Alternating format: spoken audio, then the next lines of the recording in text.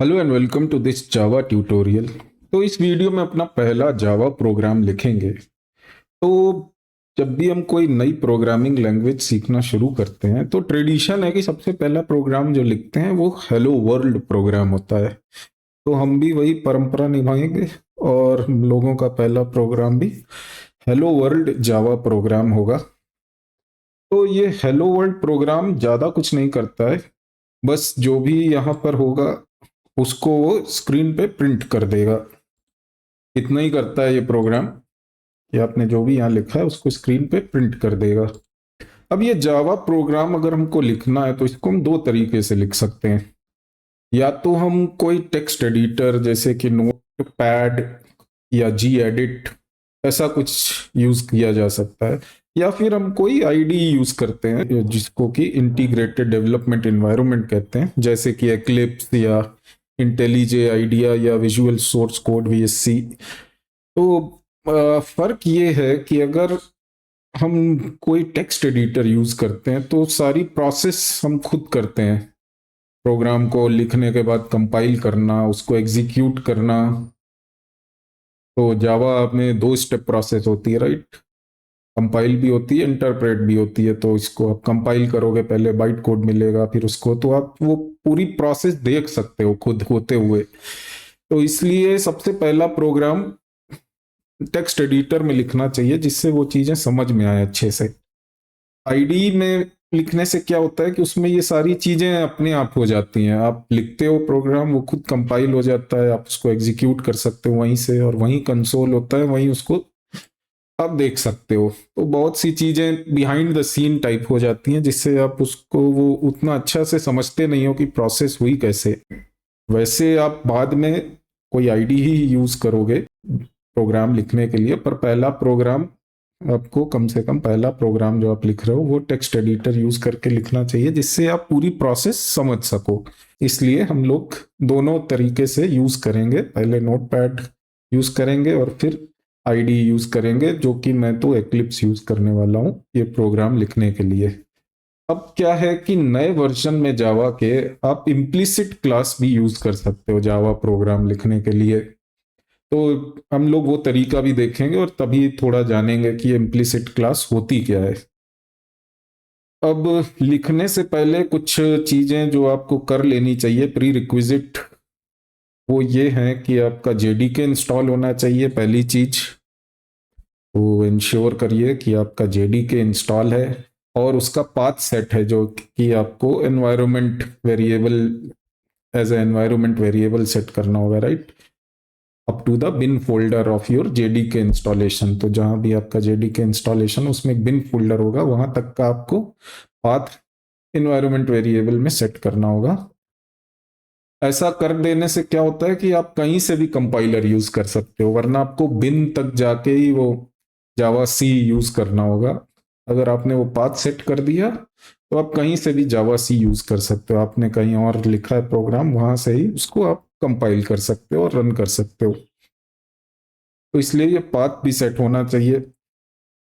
उसके बाद हम कोई आईडी ई भी यूज करेंगे ये प्रोग्राम लिखने के लिए, तो आपके पास कोई आईडी भी डाउनलोड और इंस्टॉल होनी चाहिए। एक्लिप्स, इंटेलिजे, आइडिया, वीएससी, जो भी आप यूज करो। जैसा मैंने कहा, मैं तो एक्लिप्स यूज करने वाला हूँ। तो अभी हम पहले नोटपैड में लिखेंगे, राइट। तो उससे पहले थोड़ा सा ये स्ट्रक्चर जान लेते हैं कि प्रोग्राम में होता क्या क्या है। तो पहला प्रोग्राम जब आप लिखते हो तो सबसे पहले तो आप एक क्लास लिखोगे, पब्लिक क्लास, और क्लास का नाम जो कि इस केस में है हेलो वर्ल्ड। तो जावा एक ऑब्जेक्ट ओरिएंटेड लैंग्वेज है, इसलिए सारी चीज एक क्लास में होनी चाहिए। जब अभी एक आ गया है इसका एक्सेप्शन, जो कि इम्प्लीसिट क्लास, अब आपको लिखने की जरूरत नहीं है। तो पहले हम ट्रेडिशनल तरीके से ही लिखते हैं। तो सबसे पहले आपकी एक पब्लिक क्लास होगी। पब्लिक एक एक्सेस स्पेसिफायर है, इसका मतलब इसको आप कहीं से भी यूज कर सकते हो। पब्लिक क्लास, क्लास का नाम जो कि है हेलो वर्ल्ड। फिर आप लगाओगे ब्रैकेट, करली ब्रेसेस, स्टार्ट और एंड। तो क्लास बॉडी, इसके बीच में आप जो भी लिखोगे वो होगी आपकी क्लास बॉडी। और अगर आपको सिंगल लाइन का कमेंट लिखना है तो आप ऐसे कर सकते हो, डबल स्लैश, और इस तरह से आप मल्टी लाइन कमेंट लिख सकते हो। ठीक है। अब क्लास बॉडी में हमारा क्या है, एक मेन मेथड होगा, उसको हम ऐसे लिखेंगे, पब्लिक स्टैटिक वॉइड मेन, फिर ब्रैकेट, राउंड ब्रैकेट, और उसमें उसके लिए आर्ग्यूमेंट जो कि एक स्ट्रिंग एरे होगा। तो यहाँ पर ये है स्ट्रिंग एरे, ये डिनोट करता है कि ये स्ट्रिंग एरे है, एरे। तो आर्ग्यूमेंट आपके एज अ स्ट्रिंग एरे होते हैं। अब इसके अंदर आप क्या लिखते हो, फिर से आपको ब्रैकेट लगाने हैं। तो अब ये जो भी लिखोगे वो उस मेथड का लॉजिक हो गया, इस मेथड का ब्लॉक, यहाँ शुरू हुआ, यहाँ खत्म हुआ। तो यहाँ पे आपने क्या लिखा, system dot out dot print l n. So print l n means print a line, एक लाइन प्रिंट करो। कहाँ पर, सिस्टम के आउट पर, जो कि बाय डिफॉल्ट क्या होता है हमारा कंसोल। तो ये कंसोल के, कंसोल पर एक लाइन प्रिंट करेगा। कौन सी लाइन, जो यहाँ दी हुई है। ये टेक्स्ट वहां पे प्रिंट कर देगा जो कि इस डबल कोट के अंदर है। और ज्यादातर जो स्टेटमेंट आप लिखते हो अपने कोड में वो सेमी कोलन से एंड होते हैं जावा में, सारे नहीं। अगर आप देखो तो बाकी और कहीं नहीं लगा है, लेकिन यहाँ पे है। तो ये भी एक चीज आपको ध्यान रखनी है कि आपके सारे स्टेटमेंट सेमी कोलन से एंड हो जहां पे उसकी जरूरत है, और सारे ब्रैकेट भी जो भी स्टार्ट होगा वो एंड भी होगा, तो ओपन क्लोज। ठीक है। तो ये आपका स्ट्रक्चर है, ऐसे ही आपको भी लिखना है। इसके संग जो एक और चीज है वो ये कि जावा केस सेंसिटिव होती है, मतलब जहां पे कैपिटल लेटर चाहिए वहां पे कैपिटल लेटर होना चाहिए, जहां पे स्मॉल लेटर चाहिए वहां पे स्मॉल लेटर होना चाहिए। तो अगर सिस्टम में कैपिटल एस वाला सिस्टम है तो ये कैपिटल एस ही होना चाहिए, वरना आपको कंपाइल टाइम एरर आ जाएगी, राइट। और अगर print l n all small case है तो ये ऑल स्मॉल केस ही होना चाहिए। तो जावा केस सेंसिटिव भी है। तो ये सारी बातें आप ध्यान रखो जिससे कि आपका कोई कंपाइल टाइम एरर ना आए। और इसके संग हम लोग चलते हैं नोट पैड की ओर, पहला हेलो वर्ल्ड प्रोग्राम लिखने के लिए। तो हम लोग अपने एडिटर पे आ गए, नोट पैड। तो सबसे पहले हमको क्या करना है, इसको सेव कर लेते हैं। तो हम जहाँ पे हैं, जिस फोल्डर में इसको सेव करना है वहाँ गए, और इसको सेव करने के लिए हमको करना क्या है कि सबसे पहले सेव एस टाइप को हम ऑल फाइल्स कर देंगे। इससे कि क्या होता है कि ये as a dot t x t file नहीं सेव होगी, वरना क्या होगा आपका एंड में डॉट टी एक्स टी लग जाएगा। हमको इसमें डॉट जावा एक्सटेंशन चाहिए, तो हमने इसका नाम दिया हेलो वर्ल्ड डॉट जावा। तो हमने क्यों हेलो वर्ल्ड दिया इसके बारे में भी बात करेंगे अभी। अब हम लिखना शुरू करते हैं। तो पब्लिक क्लास हेलो वर्ल्ड। अब यहाँ पे अगर आप देखो तो इसका नाम है हेलो वर्ल्ड। तो अगर आपकी पब्लिक क्लास है उसका नाम अगर हेलो वर्ल्ड है तो आप जिस नाम से इसको सेव करेंगे वो भी हेलो वर्ल्ड ही होगा। अब हमने इसमें ब्रेसेस लगाए और दूसरी लाइन पे आए और थोड़ा सा स्पेस दिया। अब इसको इंडेंटेशन कहते हैं। तो ये जावा में रिक्वायर्ड नहीं है, अगर आपने पाइथन में काम किया हो तो वहाँ आपको इंडेंटेशन देना ही होता है, कंपलसरी है। पर इसमें आप नहीं देते हो क्योंकि आपका स्टार्ट और एंड वैसे भी ब्रैकेट से ही आ जाता है रीडेबिलिटी के लिए, जिससे आपका प्रोग्राम समझ आ जाए। तो थोड़ा स्पेस देने से अच्छा रहता है कि आप नया कुछ शुरू कर रहे हो। अब हमने यहाँ लिखा पब्लिक स्टैटिक वॉइड मेन और स्ट्रिंग आर्क्स, स्ट्रिंग जो कि एरे है, राइट। अब इसको ऐसे ही लिखना है बिल्कुल।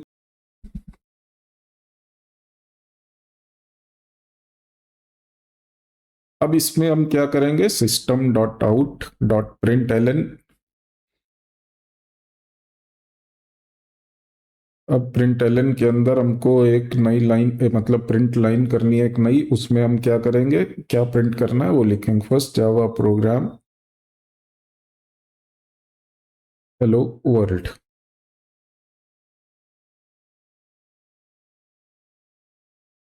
और आखिरी में सेमी कोलन। अब हमारा प्रोग्राम हो गया, इसको हमने सेव कर दिया, कंट्रोल एस। अब हमने इसको कहाँ लिखा है, हमको कमांड प्रॉम्प्ट ओपन करके वहीं पे जाना है। तो कमांड प्रॉम्प्ट पे गए और हम उस लोकेशन पे गए, चेंज डायरेक्टरी cd, और आ गए हम उस लोकेशन पे जहाँ हमारी ये फाइल सेव है। अब हम जावा सी यूज कर सकते हैं, तो इसको कंपाइल करने के लिए हेलो वर्ल्ड डॉट जावा, एंटर। और कोई एरर नहीं है, तो हमारा प्रोग्राम कंपाइल हो गया। इसका मतलब अब हम देख सकते हैं कि एक नई hello world dot class file बन गई जिसमें कि बाइट कोड होगा। अब ये डॉट क्लास और byte code JVM JDK JRE नाम के वीडियो में बहुत अच्छे से एक्सप्लेन किया है। तो अगर आपको देखना है तो आप वो वीडियो में जाके ये प्रोसेस देख सकते हैं, इसका क्या मतलब है, क्यों बाइट कोड चाहिए। ठीक है।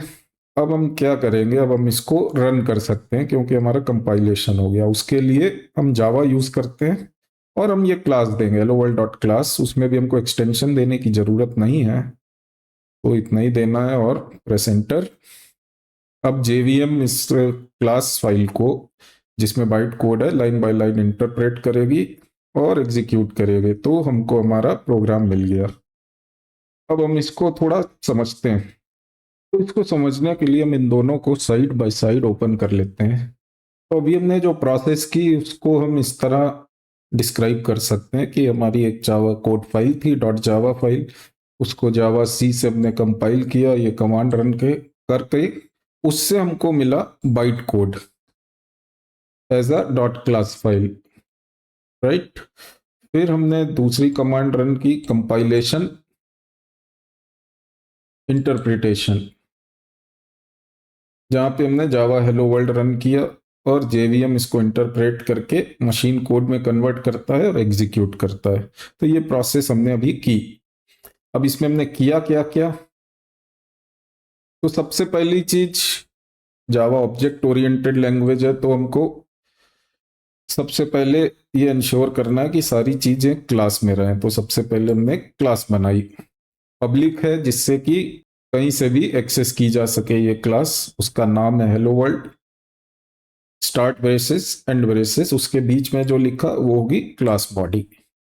फिर हमने क्या किया, उसके अंदर एक मेथड लिखा जिसका नाम है मेन, और उसका भी सिग्नेचर आप पूरे मेन मेथड का देखें अगर, इस चीज को कहते हैं मेथड सिग्नेचर। तो इसमें क्या है, पब्लिक है, स्टैटिक है, वॉइड है, मेन है। तो मेथड पब्लिक है क्योंकि इसको भी आप कहीं से एक्सेस कर सकें, इसलिए ये पब्लिक है। स्टैटिक कभी हम लोग छोड़ देते हैं, इस पे हम लोग बाद में आएंगे क्यों स्टैटिक है। वॉइड माने ये कुछ रिटर्न नहीं करता है, कोई वैल्यू रिटर्न नहीं हो रही इस मेथड से, और ये मेथड का नाम है। और इसके थ्रू हम इसमें आर्ग्यूमेंट्स दे सकते हैं, वो एक स्ट्रिंग एरे में जाते हैं। तो यहाँ पे दो तीन चीजें आपको समझनी होंगी। पहली चीज कि ये मेन मेथड है, ये नाम मेन ही होना चाहिए, और ये एक एंट्री पॉइंट होता है। तो आपके हर एप्लीकेशन में एक मेन मेथड होना चाहिए जो कि एंट्री पॉइंट होता है जावा एप्लीकेशन का। जैसे आप रन करते हो ना जावा हेलो वर्ल्ड, अब जेवीएम हेलो वर्ल्ड में जाके क्या रन करे उसको कैसे पता चलेगा, इसलिए एक मेन मेथड होना चाहिए कि यहाँ आए तो जेवीएम को पता रहे, अच्छा हम हेलो वर्ल्ड में आ गए, अब हमको ये मेन मेथड रन करना है। अभी तो आपके में एक ही मेथड है, पर एक क्लास में कई मेथड हो सकते हैं, तो कहाँ से शुरू करें, तो वो मेन मेथड होता है, इसलिए ये एंट्री पॉइंट होता है। ठीक है, तो इसलिए मेन मेथड आपका होना चाहिए और जेवीएम एक्सेस कर सके, इसलिए इसको पब्लिक होना चाहिए, वरना जेवीएम यहाँ तक पहुंच ही नहीं पाएगा। पब्लिक माने एनीबडी कैन एक्सेस इट। तो ये रीजन है क्योंकि ये पब्लिक है, और नाम मेन ही होना चाहिए क्योंकि पहले से ही ऐसा बताया गया है जेवीएम को कि जब आप रन करना शुरू करो प्रोग्राम तो आपको मेन मेथड ढूंढना है और उसी से एग्जीक्यूशन शुरू करना है।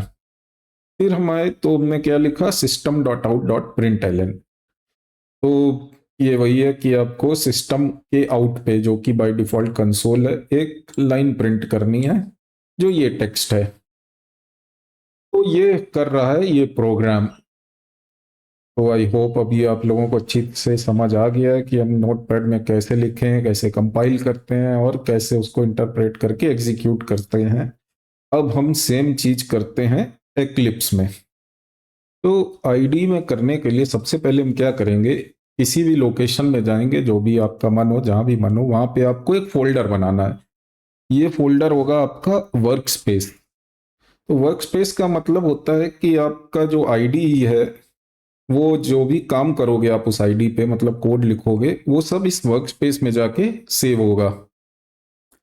तो हमको कुछ नाम देना होगा, तो एक नाम दिया जावा WS, मीन्स जावा वर्क स्पेस। अब हम एक्लिप्स को स्टार्ट करते हैं, और यहाँ पे आप ब्राउज करके जो भी आपकी डायरेक्टरी है वो सेलेक्ट कर सकते हो। तो हमने जो बनाई है उसको हम सेलेक्ट करेंगे एज अवर वर्क स्पेस, और लॉन्च। अब हमारा एक्लिप्स इस वर्क स्पेस के साथ खुल गया। तो सबसे पहले ये एक वेलकम स्क्रीन दिखाएगा, उसको हम बंद कर देते हैं।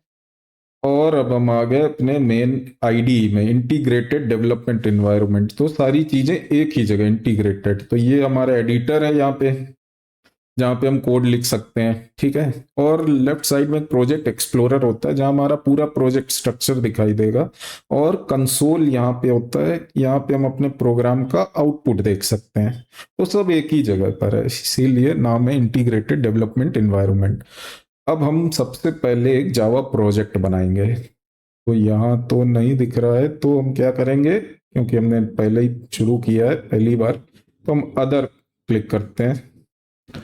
और यहाँ पे देखो तो आपको जावा प्रोजेक्ट दिखाई देगा।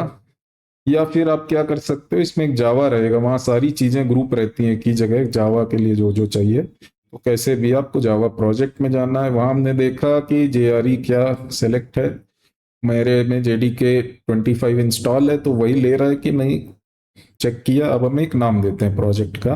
तो गिव अ मीनिंगफुल नेम, एक अच्छा सा नाम देते हैं जो बताए कि हम जावा पे ही काम कर रहे हैं। तो मैंने नाम दिया जावा प्रोजेक्ट। अब नेक्स्ट और फिनिश। ये पूछेगा आपको जावा पर्सपेक्टिव में जाना है, तो हम जावा पे ही काम कर रहे हैं, तो हाँ, ओपन पर्सपेक्टिव। और हम आ गए। अब आप देखो तो लेफ्ट साइड में हमको अपना प्रोजेक्ट स्ट्रक्चर दिखाई दे रहा है, जिसमें हमको अपनी लाइब्रेरी और एक सोर्स फोल्डर दिख रहा है। इसमें एक मॉड्यूल इन्फो भी बन गई, जो कि एक नया जावा 9 से आया है मॉड्यूल में। तो इसको हम अभी के लिए डिलीट कर देते हैं, हम इसमें नहीं जाएंगे। अब हम क्या करेंगे कि सोर्स में हम डायरेक्टली भी लिख सकते हैं कोड, बट जनरली हमको एक पैकेज बनाना चाहिए। तो पहले हम एक पैकेज बना लेते हैं। तो पैकेज क्या होता है, आपका ग्रुपिंग के लिए काम आता है। तो हम सारा अपना कोड ग्रुप कर सकते हैं फंक्शनैलिटी के हिसाब से। तो अभी जैसे हम बेसिक चीजें ही लिख रहे हैं, तो एक पैकेज बना लेते हैं जिसका नाम रखते हैं हम बेसिक्स। तो हमारा सारा बेसिक्स रिलेटेड कोड हम इसी पैकेज के अंदर रख लेंगे। अब इस पैकेज के अंदर हम क्लास बनाएंगे, तो इस पर राइट क्लिक किया और न्यू। अब हम एक क्लास लेंगे। अब यहाँ पे हमको एक नाम देना होगा क्लास का। तो हम हेलो वर्ल्ड बना रहे हैं, तो हेलो वर्ल्ड ही दे देते हैं। मॉडिफायर पब्लिक ही रखेंगे। और यहाँ पे हम ये भी सिलेक्ट कर सकते हैं कि पब्लिक स्टैटिक वॉइड मेन, तो वो भी पहले से ही लिख के आ जाएगा। और अभी चलो नहीं सेलेक्ट करते हैं इसको, हम खुद टाइप करके थोड़ा प्रैक्टिस के लिए खुद टाइप कर लेते हैं, ठीक है। तो इसके बाद फिनिश। तो अब अगर आप देखो तो हमको कम से कम उतना स्ट्रक्चर तो मिल ही गया। तो हमारे पास पैकेज है बेसिक्स, और उसके अंदर हमारी पब्लिक क्लास भी। अब यहीं पे हम लिखेंगे, पहले हमने लिखा public static void main string args, जो कि ऐसे ही होना चाहिए। अब इसका भी ओपन क्लोज ब्रैकेट। और इसमें अगर आप देखो तो इंडेंटेशन खुद हो रहा है, हमारे कीवर्ड्स का रंग अलग है। तो इसमें बढ़िया सा एडिटर है जिसमें हमको ये सब भी मिल रहा है। तो यही फायदा है आईडी यूज करने का। अब इसमें हमने लिखा system.out.println। इसके लिए हमने एक शॉर्टकट यूज किया, सिस आउट लिखा, उसके बाद कंट्रोल स्पेस करो, तो ये आपका कन्वर्ट हो जाएगा system.out.println में। अब हमको क्या प्रिंट करना है वो लिखा, तो फर्स्ट जावा प्रोग्राम, और उसके संग लिख देते हैं hello world. Control S, save हो गया। ये बन गया हमारा प्रोग्राम। अब इसको अगर हमें रन करना है तो हम ये एरो क्लिक कर सकते हैं, रन एज जावा एप्लीकेशन, या फिर आप अपने एडिटर में ही राइट क्लिक करो, वहां भी ये ऑप्शन मिलेगा रन एज और जावा एप्लीकेशन, ऐसे भी रन कर सकते हैं और कंसोल में आपको आउटपुट देगा। तो अगेन सारी चीजें यहीं पर है, आईडी में ही, आपको कुछ करने की जरूरत नहीं। और इसीलिए पहली बार नोटपैड में लिखा जिससे थोड़ा समझ में आया, क्योंकि इसमें बहुत सी चीजें पर्दे के पीछे हो गई, राइट, आपको समझ नहीं आया कब कंपाइल हुआ कब एग्जीक्यूट हुआ, उसके लिए हमने कोई कमांड खुद नहीं लिखी। तो इस तरह हमने इसको लिख लिया आईडी पे। तो अब हम आते हैं तीसरे तरीके की ओर। हमने नोटपैड यूज कर लिया, एक्लिप्स यूज कर लिया, अब हम एक और तरीके से जावा प्रोग्राम लिखेंगे जो कि है इम्प्लिसिट क्लास। अब इम्प्लिसिट माने ये अंदर अंदर ही हो जाता है, एक्सप्लिसिट माने आपको दिखाई देगा। तो वही है इसमें कि आप खुद क्लास नहीं लिखोगे, अब आप केवल इतना लिखोगे, वॉइड मेन और क्या फंक्शनैलिटी है। तो आपको पूरा क्लास और ये सब नहीं लिखना है। तो अब आपको क्लास का नाम और पैकेज का नाम और जो पूरा मेन मेथड होता है वो एक्सप्लिसिट तरीके से नहीं लिखना है, ये सब इम्प्लिसिट होगा। तो अगर हम आप इसमें देखें तो हम ये सब लिखते हैं ना, public class hello world, public static void main package, तो अब ये सब नहीं चाहिए, हम बस इतना ही लिखेंगे। तो होता यह है कि जो शुरू में ना बिगिनर, तो बहुत सी चीजें एक साथ आ गई तो अब तो समझ नहीं आता। अगर आपने पहले से ऑब्जेक्ट ओरिएंटेड प्रोग्रामिंग की भी नहीं है तो एक साथ बड़ी चीजें आ जाती हैं, राइट, कि क्लास भी बनानी है, पैकेज भी चाहिए, और अगर आपको कोई सिखा रहा है तो वो भी कई बार बोलेगा अच्छा ये हम बाद में सीखेंगे, जैसा कि मैंने भी कहा ये हम बाद में जानेंगे, स्टैटिक क्या है, पैकेज भी हम बाद में सीख लेंगे, क्लास भी जब ऑब्जेक्ट ओरिएंटेड को अच्छे से सीखेंगे तब उसके डिटेल में जाएंगे, बस अभी लिख लो ये चीज। तो इसी सब से जिससे ये कंफ्यूजन ना हो, ये तरीका दिया गया है कि आप बनाओ ही नहीं क्लास, जो आपको छोटा सा प्रोग्राम चाहिए बस उतना ही लिखो। तो यही है इम्प्लिसिट क्लास का काम। तो अगर इसको हमें एक्लिप्स में बनाना है तो हम क्या करेंगे, इसको हम किसी पैकेज में नहीं बना सकते, तो हम सीधे सोर्स में ही बनाएंगे, तो अपने आप वो डिफॉल्ट पैकेज में चला जाएगा। और न्यू में गए और क्लास भी नहीं यूज करेंगे वरना ये क्लास ही बना देगा, राइट। तो हमको क्या करना है, न्यू फाइल, और यहाँ पे हमको एक नाम देना है, तो हेलो वर्ल्ड वन रख लेते हैं जिससे कि पुराने प्रोग्राम से अलग नाम हो। और यहाँ पे अब हमको क्या करना है, सीधे वॉइड मेन से शुरू करेंगे, पैकेज क्लास कुछ नहीं चाहिए। और इसके अंदर हमको क्या लिखना है, आई ओ डॉट प्रिंट एल, उसके अंदर हमको दे देना है क्या, मैसेज, तो hello world from implicit class, ये हमने मैसेज दे दिया और इसको एग्जीक्यूट किया। तो अब इतना ही काफ़ी है हेलो वर्ल्ड बनाने के लिए। अगर चाहिए तो हम इसमें वेरिएबल और काफ़ी चीज़ें कर सकते हैं इसी स्ट्रक्चर के अंदर, वॉइड मेन में ही। तो अगर आप देखो तो शुरू में ये स्ट्रक्चर अच्छा है, राइट, कि हमको अब पूरा वो नहीं चाहिए कि क्लास बनाई पब्लिक स्टैटिक ये ऐसा ही लिखना होगा। आप सीधे वॉइड मेन, ये कुछ रिटर्न नहीं करता, मेन मेथड है उसके अंदर हमारा लॉजिक है, बस इतना ही लिखना है। पर मैं फिर भी सजेस्ट करूंगा कि जावा ऑब्जेक्ट ओरिएंटेड और अल्टीमेटली आपको वो ऐसे ही करना होगा जो ये तरीका है। तो शुरू से ही यही तरीका अगर यूज करें तो ज़्यादा अच्छा रहेगा। बट बता दिया आपको कि एक और तरीका है लिखने का, इम्प्लिसिट क्लास करके, जिसमें कि आप ऐसा कर सकते हो। तो ये इम्प्लिसिट क्लास अगर आप देखो तो ये प्रीव्यू फीचर के तौर पे आई थी जावा 22 में। प्रीव्यू फीचर माने परमानेंट फीचर नहीं था, ये अलग से आप कॉन्फ़िगर करके देख सकते हो कि ये कैसे काम करता है।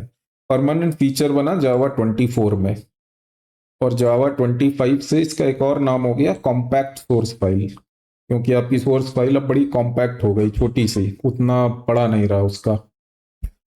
तो यही है आपका इम्प्लिसिट क्लास का तरीका, जिससे आप हेलो वर्ल्ड लिख सकते हो with very less code, right, आपको बड़ा कम कोड लिखना है। तो ये हो गए तीन तरीके जिससे हमने हेलो वर्ल्ड लिखा, नोटपैड यूज करके, टेक्स्ट एडिटर, फिर आईडी, एक्लिप्स और ये इम्प्लिसिट क्लास। अगर आपने हेलो वर्ल्ड प्रोग्राम बना लिया है और आपको कॉन्फिडेंस आ गया है थोड़ा, तो यहाँ पे एक एक्सरसाइज है जिसको आप खुद ट्राई कर सकते हो। तो इसमें क्या होगा, इस प्रोग्राम में एक लाइन होगी पहले, फिर कुछ हेडिंग होगी, फिर एक और लाइन होगी, और उसके बाद कुछ वैल्यूज। तो आपको ये सिंपल प्रोग्राम बनाना है और ये सारी वैल्यूज प्रिंट करनी है। तो इसके लिए एक हिंट देता हूं मैं कि अगर हमको एक स्पेस चाहिए, राइट, इन हेडिंग के बीच, नेम और एज के बीच स्पेस, तो इसके लिए हम स्लैश टी यूज कर सकते हैं, टैब। तो करके देखते हैं, एक क्लास बनाते हैं, पर्सन इन्फो। इस पर हम पब्लिक स्टैटिक वॉइड मेन भी लेते हैं। तो हमको ये स्ट्रक्चर मिल गया। अब इसमें हमने लिखा सिस्टम डॉट आउट और नेम, इसके बाद हम स्लैश टी दे सकते हैं और एज। अब अगर हम इसको रन करें तो अब देखोगे कि नेम और एज के बीच एक गैप है, स्लैश टी टैब के बराबर। तो इसके बाद अगर हमको एक और हेडिंग चाहिए तो स्लैश टी करके हम एक और हेडिंग दे सकते हैं, और इसी टाइप से वैल्यूज भी दे सकते हैं। तो ये एक हिंट है, इसके संग मेरे को लगता है आप लोग आराम से कर ही लोगे ये प्रोग्राम। वैसे डिस्क्रिप्शन में मैं लिंक दूंगा गिटहब का, तो ये प्रोग्राम वहाँ भी रहेगा। Thanks for watching the video. Please don't forget to like and subscribe.